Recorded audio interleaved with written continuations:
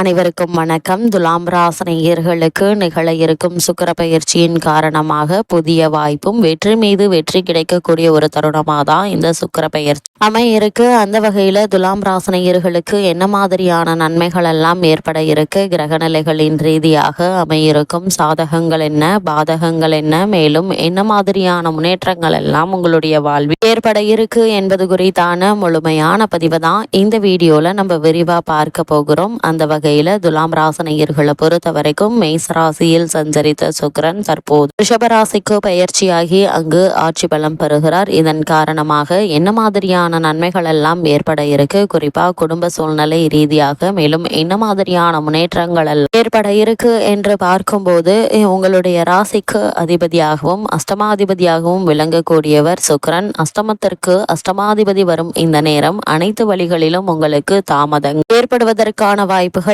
அதிகம் இருக்குதுங்க. வியாபார போட்டிகள் அதிகரிக்குங்க. ஆரோக்கிய சீர்கேடுகளால் உடல் நலத்தில் பாதிப்பு, உற்சாக குறைபாடு ஏற்படுவதற்கான வாய்ப்புகள் இருக்கு. சிறு உடல் உபாதை என்றாலும் கூட உடனே மருத்துவரிடம் அணுகி அதற்கான சிகிச்சை பெறுவது மிக மிக நல்லது என்பதை கிரக நிலைகள் மீண்டும் மீண்டும் தெளிவுபடுத்துதுங்க. ஒரு சிலருக்கு பிறரை சார்ந்து வாழும் சூழல் கூட வரலாம். அதனால் அது ஆரம்பத்திலிருந்தே அதிக கவனத்தோடும் எச்சரிக்கையோடும் இருப்பது அவசியங்க. அயல் நாட்டில் குடியுரிமைக்காக போராடியவர்களுக்கு ஏற்பட்டு வந்த தாமதங்கள் நீங்கி நீங்கள் எதிர்பார்த்த குடியுரிமை கிடைக்க இருக்குதுங்க. ஆனால் அதுவரை நீங்கள் பொறுமையாக நிதானமாக இருப்பது அவசியம். எடுத்தோம் கவுத்தோம் என தடாலடியாக எந்த ஒரு காரியத்திலும் ஈடுபடாமல் பொறுமையாக நிதானமாக முயற்சிக்கும் போது நிச்சயம் நல்ல ஒரு முன்னேற்றம் உங்களுடைய வாழ்வில் ஏற்படுவதற்கான வாய்ப்புகள் அதிகம் இருக்குதுங்க. அது மட்டும் இல்லாம இக்காலகட்ட கிரகநிலைகளை ஆராய்ந்து பார்க்கும் போது இக்காலகட்டத்தினுடைய தொடக்கத்தில் உங்களுடைய ராசிக்கு அதிபதியான சுக்கிரன் உங்களுடைய ராசிக்கு சப்தமஸ்தானத்தில் சஞ்சரிக்கிறார். அவரோடு லாபாதிபதி சூரியனும் இணைந்திருக்கிறாருங்க. எனவே பொருளாதாரம் நிறைவாக இருக்கக்கூடிய ஒரு தருணமாக தான் இக்காலகட்டம் அமைகிறதுங்க. அதே நேரத்தில் 6ஆம் இடத்தில் செவ்வாய் சனி சேர்க்கை இருப்பதால் எதிர்பாராத இடமாற்றங்களால் மனக்கலக்கம் ஏற்படுவதற்கான வாய்ப்புகள் இருக்கு. இந்த இடமாற்றத்தை ஏற்றுக்கொள்ளுங்க. இந்த இடமாற்றத்தின் காரணமே இல்லாமல் மறுக்கப்பட்டு வந்த பதவி உயர்வு,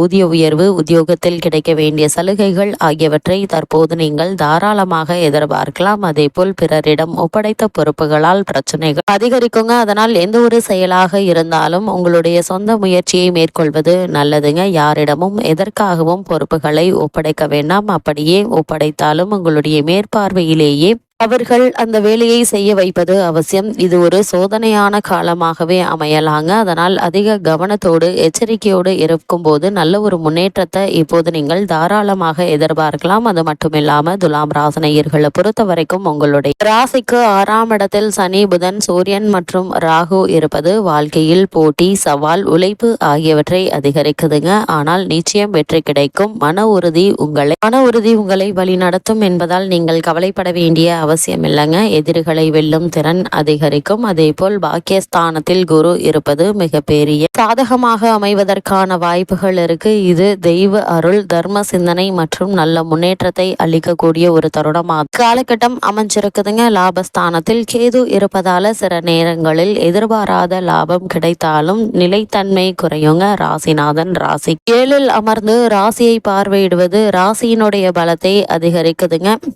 ராசிநாதன் ராசிக்கு 7ல் அமர்ந்து ராசியை பார்வையிடுவது ராசியின் பலத்தை அதிகரிக்குதுங்க. குடும்ப ஒற்றுமை அதிகரிக்குங்க. இவ்வளவு நாட்களாக கணவன் மனைவிக்குள் ஏற்பட்டு வந்த சண்டை சச்சரவுகள் நீங்கி இருவருக்குள் அன்பும் அந்யோன்யமும் அதிகரிக்க இருக்கு. அதே போல செய்யும் வேலைகள்ல எடுக்கும் முடிவுகள்ல நேர்த்தி இருக்கும். வீட்டில் மங்கள ஓசை கேட்கும் வாய்ப்புகள் உண்டு என்பதையும் கிரகநிலைகள் மீண்டும் மீண்டும் தெளிவுபடுத்துது. அதே போல் துலாம் ராசினியர்களான உங்களுக்கு மன அழுத்தம் மற்றும் உடல்நல கவலைகள் இடையே தோன்றலாங்க. 7ஆம் இடத்தில் சூரியன் சுக்கிரன் இருப்பதால் திருமண வாழ்க்கையில் தோன்றலாங்க. அது மட்டுமில்லாம 7ஆம் இடத்தில் சூரியன் சுக்கிரன் இருப்பதால் திருமண வாழ்க்கையில் ஈர்ப்பு இருந்தாலும் அகங்காரம் காரணமாக சிக்கல்கள் தோன்றலாம். அதனால் ஒருவருக்கு ஒருவர் விட்டு கொடுத்து நடந்து கொள்ள வேண்டுங்க. எந்த விவகாரத்தையும் வளவளவென்று வளர்க்க கூடாது. சனி செவ்வாய் சேர்க்கை உங்களுடைய ராசிக்கு 6ஆம் இடத்தில் இருப்பதால யாரிடனும் தேவையற்ற பகையை ஏற்படுத்தி கொள்ள வேண்டாங்க. நீங்கள் உண்டு, உங்களுடைய வேலை உண்டு என்றிருப்பது மிக மிக நல்லது. அது மட்டும் இல்லாம துலாம் ராசி நேயர்களை பொறுத்தவரைக்கும் சுக்கிர பயிற்சி நிகழக்கூடிய இக்காலகட்டங்கள்ல மற்ற கிரகநிலைகளை ஆராய்ந்து பார்க்கும்போது உங்களுடைய ராசிக்கு 7ஆம் இடமான கலத்திரஸ்தானத்திற்கு புதன் வருகிறார். அங்கு லாபாதிபதியுடன் சூரியனுடன் இணைந்து புத ஆதித்ய யோகத்தை உருவாக்குகிறார். எனவே கல்வி கலை சம்பந்தமாக எடுத்த முயற்சிகள்ல அனுகூலம் உண்டுங்க. அதே போல் வெளிநாடு சென்று விசேஷ உயர்கல்வி பயில வேண்டும் என்ற விருப்பம் உள்ளவர்கள் அதற்கான முயற்சிகளை இப்போது நீங்கள் தாராளமாக முயற்சிக்கலாம். நல்ல ஒரு முன்னேற்றம் ஏற்பட இருக்கு. அரசு வேலைக்கு விண்ணப்பித்தவர்களுக்கு அவை கை கொடுங்க. ஒரு சிலருக்கு கௌரவ பதவிகள் தேடி வரலாங்க. அதிகார வர்க்கத்தில் உள்ளவர்களிடமிருந்து ஆதரவோடு அரசியல் களத்தில் குதிக்கும் சூழ்நிலையும் உருவாவதற்கான சாத்தியக்கூறுகள் நிறைந்த ஒரு தருணமாக தான் இக்காலகட்டம் அமையிருக்கு என்பதை கிரகங்களுடைய சஞ்சார நிலைகள் தெளிவாகவும் உறுதியாகவும் எடுத்து காட்டுதுங்க. அது மட்டும் இல்லாம மேசராசியில் சஞ்சரித்த புதன் இந்த சுக்கிர பயிற்சி நிகழக்கூடிய இக்காலகட்டங்கள்ல சுக்கிரனோடு புதன் இணைந்து புத சுக்கிர யோகத்தையும் உருவாக்குகிறாருங்க. உங்களுடைய ராசிக்கு 9, 12 ஆகிய இடங்களுக்கு அதிபதியானவர் புதன். அவர் அஷ்டமத்தில் சஞ்சரிக்கும் போது பாக பிரிவினை செய்த சொத்துக்கள் ஒரு பகுதியை விற்பனை செய்து புதிய சொத்துக்கள் வாங்கும் முயற்சியில் ஆர்வம் காட்டுவீங்க. வெளிநாடு சென்று படிக்க வேண்டும் அல்லது வேலை பார்க்க வேண்டும் என்பதற்காக எடுத்த முயற்சி கைகூட இருக்குதுங்க. புகழ்பெற்ற ஆலயங்களுக்கு சென்று வர வேண்டும் எண்ணம் நிறைவேறக்கூடிய ஒரு தருணமாகவும் இக்காலகட்டம் அமையிருக்கு என்பதை கிரகங்களுடைய சஞ்சார நிலைகள் மீண்டும் மீண்டும் தெளிவுபடுத்துது. குறிப்பா துலாம் ராசினியர்களுக்கு இந்த சுக்கிர பெயர்ச்சி நிகழக்கூடிய இத்தருணங்கள்ல செவ்வாய் மற்றும் சனியினுடைய சேர்க்கை ஏற்படுகிறது. அதாவது உங்களுடைய ராசிக்கு 4, 5 ஆகிய இடங்களுக்கு அதிபதியானவர் சனி, 2, 7 ஆகிய இடங்களுக்கு அதிபதியானவர் செவ்வாய். இந்த முரண்பாடான சனி செவ்வாய் கிரகங்கள் மீன ராசியில் சஞ்சரிக்கிறார்கள். இது அவ்வளவு நல்லதல்லங்க. இதனால் துலாம் ராசினியர்களான உங்களுக்கு எதிர்ப்பு, வியாதி, கடன் ஆகியவற்றை குறிக்கும். 6ஆம் இடத்தில் இந்த கிரகங்களின் சேர்க்கை இருப்பதால் எதிரிகளின் தொல்லை அதிகரிக்கும். லாப நோக்கத்தோடு பழகியவர்களை இனம் கண்டு கொள்வீங்க. ஆரோக்கியத்தில் அதிக கவனம் செலுத்த வேண்டிய ஒரு தருணமாக இருக்கு என்பதால் சிறு உடல் உபாதை என்றாலும் கூட உடனே மருத்துவரிடம் அணுகி அதற்கான சிகிச்சை பெறுவது நல்லது. அதே போல் இந்த சுக்கிர பயிற்சி நிகழக்கூடிய தருணங்களிலேயே மீன ராசியிலிருந்து செவ்வாய் மேச ராசிக்கு பயிற்சி ஆகிறார். உங்களுடைய ராசிக்கு 2, 7 ஆகிய இடங்களுக்கு